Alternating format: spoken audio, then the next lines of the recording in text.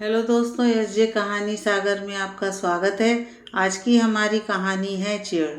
ये क्या भाभी, बहू अपने कमरे में आराम से सो रही है और आप रसोई में अकेले काम संभाल रही हैं।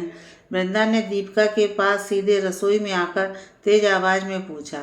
वृंदा जी धीरे बोलिए, अभी अभी उस बेचारी की आंख लग गई है। बहुत थकी थकी नज़र आ रही थी। मैंने ही उसे आराम करने के लिए कहा, क्योंकि वो तो आराम करने जा ही नहीं रही थी। मैंने उसको ज़बरदस्ती भेजा है। थोड़ा सो लेगी तो उसका मूड भी फ्रेश हो जाएगा। प्लीज़ नंदरानी, हमारी बहू को चैन से सोने दीजिए ना। दीपिका होंठों पर उंगली रखकर चुप रहने का इशारा करते हुए बोली। भाभी, इतना दुलार भी बहुओं का अच्छा नहीं होता है। थकी तो आप भी बहुत ज़्यादा लग रही हैं, लेकिन आप तो सारा काम मुस्तैदी से संभाल रही हैं और वो महारानी की तरह सो रही है। वृंदा चिनकते हुए बोली। जी, वो अभी बच्ची ही तो है। बहुत ज़्यादा दिन तो उसकी शादी के भी नहीं हुए। फिर भी उसने अपने देवर की शादी में मेरा पूरा दाहिना हाथ बनकर काम संभाला है।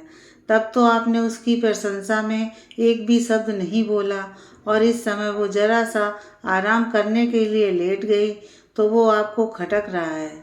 दीपिका अपनी बड़ी बहू गौतमी के ननद द्वारा आलोचित करने पर क्षुब्ध नजर आ रही थी। असल बात, अभी हफ्ते भर पहले ही दीपिका के बेटे अदू की शादी संपन्न हुई और उसकी बड़ी बहू गौतमी ने सारा कार्यभार अपने कंधों पर बहुत ही जिम्मेदारी के साथ संभाला था। हर समय वो दीपिका का दाना हाथ बनकर खड़ी रही। हर आने जाने वाले मेहमान का भी बहुत ही दिल से सम्मानपूर्वक स्वागत किया। आने जाने वाले सभी मेहमानों ने तो गौतमी की भूरी भूरी प्रशंसा भी की। दीपिका, तुम बहुत भाग्यशाली हो जो तुमको ऐसी बहू मिली है, वरना आजकल की बहुओं को तो अपने सजने संवरने से ही फुर्सत नहीं मिलती। लेकिन गौतमी तो हर कार्यक्रम में अच्छे से सजी समझी हुई रही और तुम्हारी दी हुई जिम्मेदारियों को भी बहुत अच्छी तरह से संभालती रही। और दीपिका अपनी बहू की प्रशंसा सुनकर खुश भी नजर आई, लेकिन नंद वृंदा को गौतमी की प्रशंसा फूटी आंख नहीं सुहाती, क्योंकि वो गौतमी के पति वंश की शादी अपने धनाढ़ ननद की बेटी के साथ करना चाहती थी। लेकिन दीपिका को मध्यम वर्गीय परिवार की, स्वभाव से सरल और सुशील गौतमी बहुत पसंद थी। बस यही उसकी चिढ़ का सबसे बड़ा कारण था, और ये बात दीपिका समझती भी बहुत अच्छी तरह से थी। आदू की शादी के बाद सारे मेहमान लगभग विदा हो चुके थे, लेकिन वृंदा थोड़े दिनों के लिए रुक गई थी। पर पता नहीं क्यों आज वृंदा गौतमी की आलोचना करने लगी तो दीपिका को बिल्कुल अच्छा नहीं लगा और उसने वृंदा को पलटकर जवाब दे ही दिया। भाभी, मैं तो तुम्हारे भले के लिए कह रही थी, वरना मुझको क्या पड़ी। आप चाहें जैसे भी अपनी बहू को रखिए।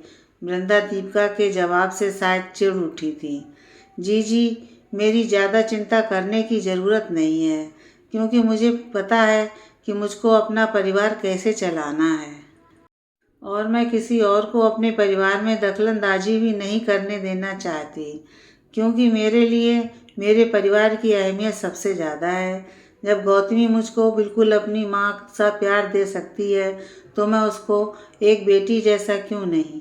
दीपिका इतना कहकर काम में लग गई और वृंदा चुपचाप अपना छोटा सा मुंह लेकर बाहर चली गई, क्योंकि वृंदा तो ये सोच कर आई थी कि वो दीपिका से गौतमी की चुगली लगाएगी और दीपिका भी उसकी बुराई करने लगेगी। लेकिन यहाँ तो वृंदा की चाल उसी के ऊपर उल्टी पड़ गई।